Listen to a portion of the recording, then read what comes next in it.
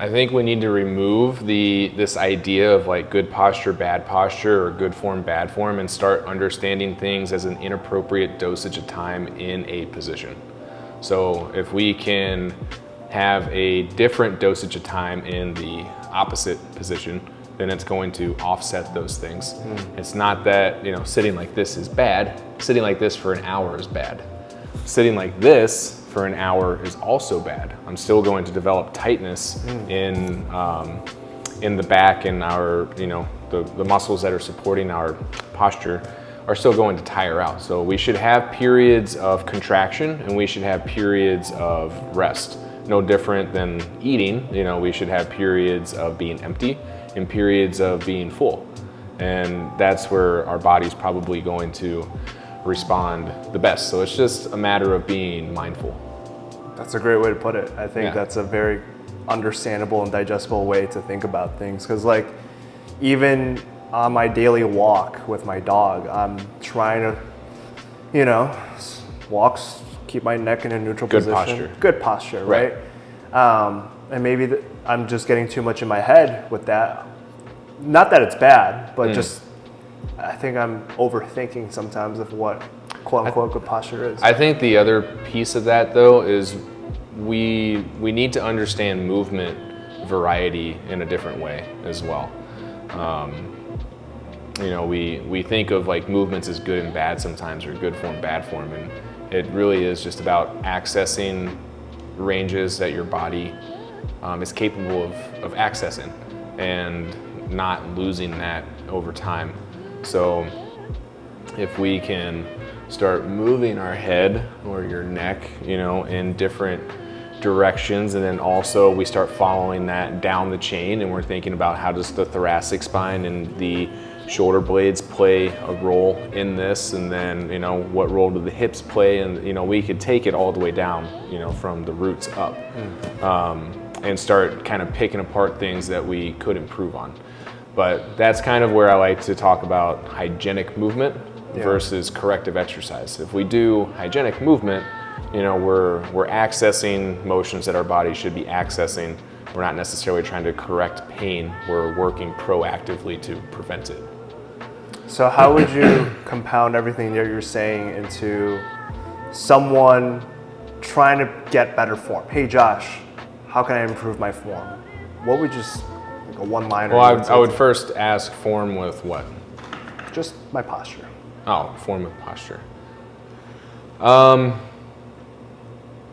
When it comes to posture, I would probably advise somebody to invest in something like a dial timer and moving away from using our phone, because our phone, it's very easy to get trapped on Instagram or texting people back. But if you're sitting at work, if you have, you know, a desk job and you're at a computer a lot, if you have this dial timer and you can dial up, you know, however long you need to sit there and work, and then you hit go on that.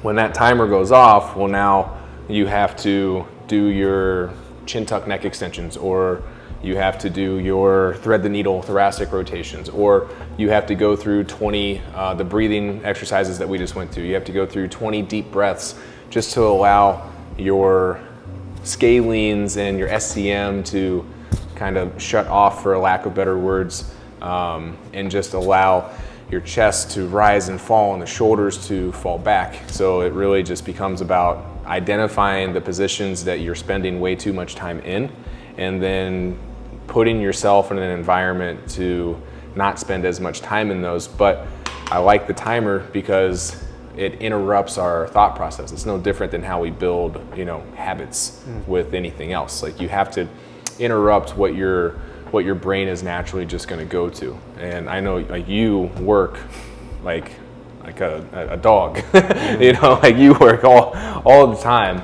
I think for somebody like you, and people that are very focused on what they're doing and have a lot of responsibility and a lot of people rely on them, like it's good to practice that self-care for sure. Yeah, I think a lot of people in desk jobs or in a position like you and I, where, you know, if we're answering emails, texts constantly, it's like we got to be more mindful of just moving, right? And I know as you were working on me, you're also educating me on different things I could be doing throughout my day, all these different exercises. And I think that's one of the best things about your service is truly the knowledge that you're giving and providing after the performance that you're giving me, working on my body with your godlike hands. Yeah, it's pretty incredible. And I would say from my ego, I feel like I do all of that, but at the same time, I know I could be doing more. Yeah. Like once a day for 5 minutes isn't enough. No. It's definitely more is what you're saying. Yeah, but also, to kind of circle back on that, like when we're in pain, like there's a difference between like working our way out of an injury or out of pain and then also proactively preventing it instead of reacting to it. Yeah, definitely. So if you're in pain, then yes, we need to it's not a stretch to say doing your exercises every hour on the hour is too much, because it's not. We have to, it's a neuromuscular thing. So we have to train the body to send those signals to be able to produce, the movement or contract the muscle that we're asking, to work effectively or the right way, however you want to say it. Let's talk about business, man. Your favorite thing. I'm learning to love it a little more. All right, so business, with you getting the service that I'm providing with getting leads from Instagram, specifically social media marketing, what is one of the pet peeves of yours that is currently happening right now with people contacting you for your service, but is there something that could be better? We live in a world where communication is so easy, and there's really no excuse, but what people tend to do is they treat it as if we still have pagers or email, right? Like you can read an email and then you can reply at the end of the day or a week later, but now we have all of these ways of seeing if somebody has read a message or not. And of course, like you never know if somebody is super busy, but now there's also ways to put that message back on unread and make sure that you actually have time to answer messages. And it's our primary form of communication now.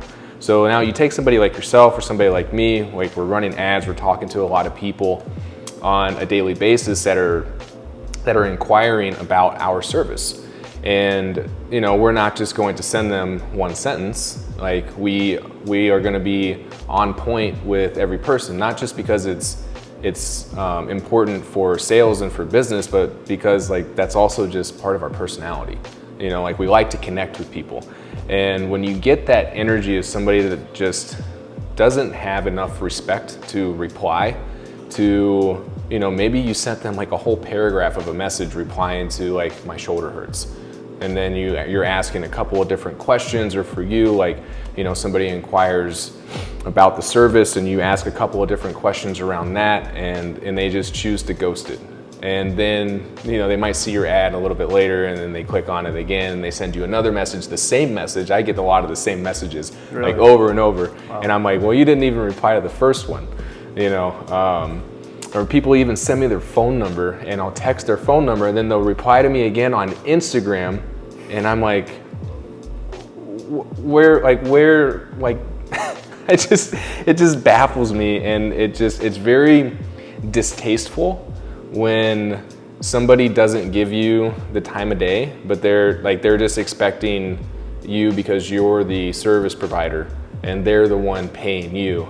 And I think oftentimes it's forgotten that, of course you're paying for a service, but you're also receiving a service, so it's a partnership. And I think people could do a much better job of just being respectful and considerate of hey, this person's taken the time out of their day to send me a reply personally, or small business, and it wouldn't really kill me to answer, is Oswego too far from you? Yes or no? Yeah, definitely. It's simple things like that I think speak to the true colors of somebody's character. So oftentimes when somebody ghosts me, and if they ever reply again to a different ad or whatever that might be, without like some type of an apology of like, oh, I'm so sorry, like I didn't mean to leave you on red, like things got super busy, and just treat it like as if nothing happened. Like I'll just put a flag on that person's account so that way my person managing my Instagram knows not to even bother, because I don't even need that type of energy in my space, because that energy is probably going to turn into somebody complaining, not understanding the service, wanting it to be a one-stop fix, and oftentimes it's not, and then they're going to go badmouth, and that's just not for me. Yeah, I think that's a common thing in this industry, right? And granted, most people have such short attention spans, they even forget that they respond to stuff like that. And I mean, I get it too, a bunch of my clients, we all have those type of characters, I should say, on the internet. But for the most part, I think this past month was pretty crazy. For you? Not for you, I mean, you like, I guess from when we started to like where you are now, like you like quadrupled. Oh, you're talking about Just this top line, past like May. Yeah, or not March. May, I'm sorry, March, yeah. You like quadrupled your top line revenue. Yeah, well, I got Casey working now, so which is nice, and we're starting to get him booked up, you know, like 3 days a week, 2 to 3 sessions, which is pretty good. I don't think he is at a point where he wants to do 4. He did 4 one time, and he was like, dude, I don't know how you do that. Yeah. And I'm like, I don't know either, man. Like I just, again, like I just go. Hands of God. I just go. I mean, I've run into my own issues, but I've learned how to actually mitigate that. I haven't had work done on myself in probably 8 weeks or so. I needed, I was supposed to, my guy was sick on Friday, but you do build up a tolerance for it, and you also just have to learn.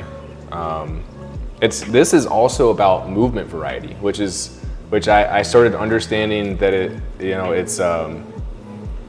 it's so subtle. Like even just our thumbs have so much motion in them. Yep. And if you wiggle your thumb, you'll see that there's actually a lot of rotation in it. So now for me, if I'm putting pressure on somebody like this, right? If that's coming straight down, even if I just change and I go here, now that pressure is going into that joint a different way. And then, so every time I subtly change something, it is protecting my joints from getting injured. But I have to be mindful of like, I can't use the same angle all the time. I can't use my hands all the time. I use different tools. What would you do to encourage more people to understand what you're saying here? To start getting worked on, and like no different than if you're living your life a way that you're not proud of. Like you just gotta be tired of your own bullshit. And sometimes I think people are convinced that their age is why. I actually just got a message today of somebody saying it's probably because of my age that X, Y, and Z is happening. And I'm just sitting there going like, when are people gonna start listening and understanding that age has very little to do with it? At a certain extent, of course, age is gonna catch up to everybody. But age is not the reason, especially when you're in your 30s, 40s, 50s, and even 60s. Age is not the reason why your joints are hurting. You know, it's not taking care of your body from a physical standpoint and probably a nutritional standpoint as well. And those, become hand in hand. But I would just ask them, like sometimes people they're so used to living with pain, they would tell you that they're not in pain. Or some people are, like somebody that's not having discomfort, but they move like this, right? They can't actually turn their neck or their back. They're turning from the hips or wherever, right? And they'll tell you like, I'm not in pain, but are you functioning well? Like I would start just challenge people of like, are you able to exercise the way you want to exercise? Can you play with your kids or your grandkids? Can you go play a pickup game of basketball, go to Top Golf without worried about getting injured? Like those are the things I would start challenging people with, because it's really not the body work. It's the understanding of how to take all of the different ingredients and create your master recipe, for your body. So the body work is helpful. Understanding what your hygienic movement needs to be. So the things that you're doing on a daily basis that aren't necessarily working towards correcting anything, but they're also preventing things from happening too, and they're promoting circulation. And then what corrective work are you doing if you are in pain? And then what does your strength training routine look like? Is that actually contributing to the pain that you're having? So we need to consider all of that. And I would just start challenging people on, we could be better with that, because I think I've done a pretty good job of promoting this brand and what I've built myself up as, and now because of that, Casey is viewed in the same light with the business, and I think we've done a really good job of just making sure that people don't view this as massage therapy. Yeah, definitely. Because it's not massage therapy. No, trust me, I wasn't quote unquote relaxed Yes, the entire yes, time. exactly.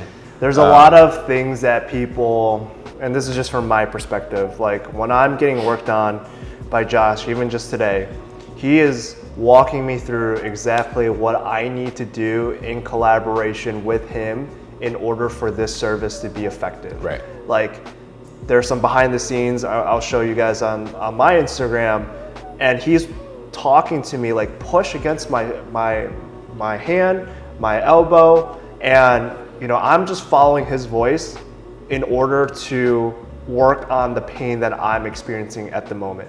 And at that moment, yes, it is painful, but in the aftermath of it all, the chaos, like I could feel like a difference. So yeah, just tell them, what was your pain level before we started coming in? Yeah, so like on a scale of 1 to 10, where were you at?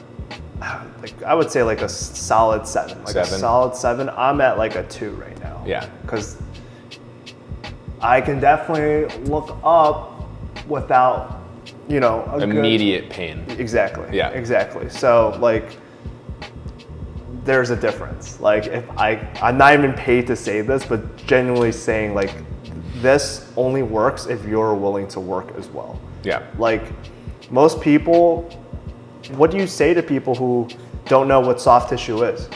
We get a lot of people that have never had any type of body work before, trying to explain, which is one of the reasons why we do consultations and not just like answering all the questions over Instagram messaging, because it's really hard to paint that picture with just texting. Like we need to be able to explain like, hey, this is the goal, this is what we're doing. And the difference between a massage and getting soft tissue work and body work done is the intention behind the work is very different. It's more of a treatment, and the pressure is going to be whatever that person's nervous system needs in order to get a response, and it's very hyper focused. So we're not just trying to treat the tissue generally to promote circulation. We're targeting a very specific area, having an understanding of biomechanics and anatomy, and that allows us to become very targeted with what we're doing. Talk to me a little bit more about like the cupping stuff. Who taught you? How did you get into it? Yeah, I'm actually self-taught when it comes to the cupping. I went through a course online, and for a lot of these like modalities, there's certifications or courses that you can go through, but it's not a licensing program, right? So just because somebody has a cert in something doesn't mean that they are going to be good at it, and it also doesn't mean that it's going to be safer. It doesn't mean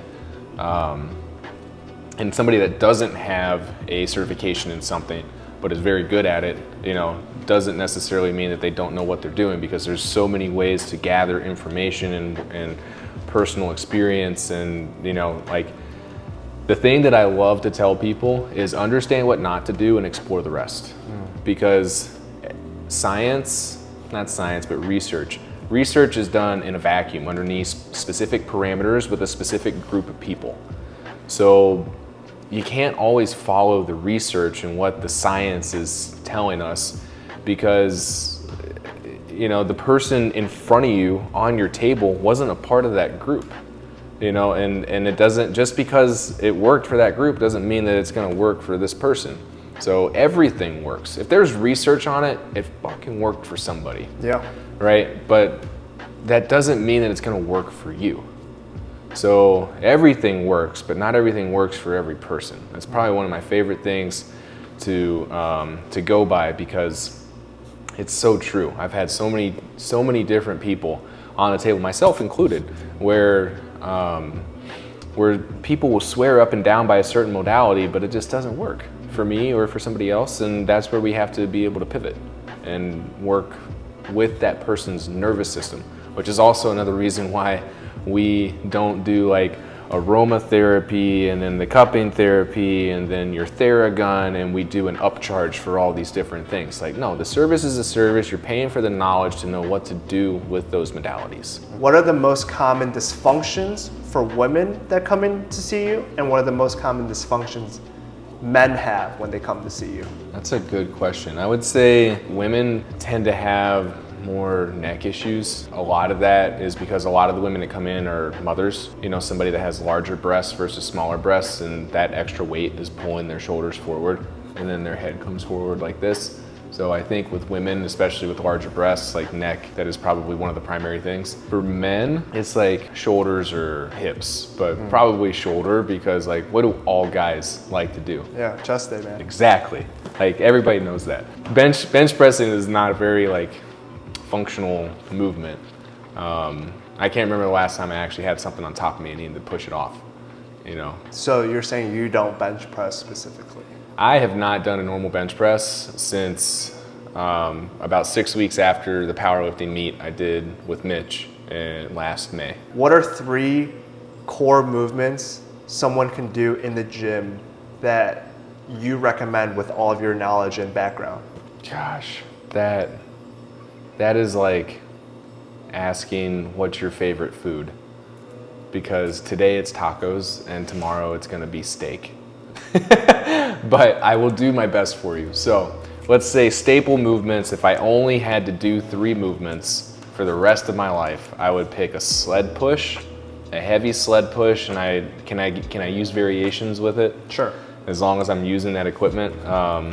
You know, a heavy sled push, because it allows for a lot of different variations of changing the hands and doing, you know, different things, different levels. That would be like the one sagittal plane motion, but then everything else is going to be more rotation. So I would say a split stance, single side row. So you're going to kind of hit like a drop step as you row, and then we're going to turn and take the opposite side arm, and you're going to pull that cable through. So now we're getting like a full body core and trunk activation after you've already hit your pulling motion, and then you're turning, and then you're pushing. So now you're also getting the push. So it's almost kind of like a full 180. It's a full body activation. Wow. That's cool. So that would be the second one.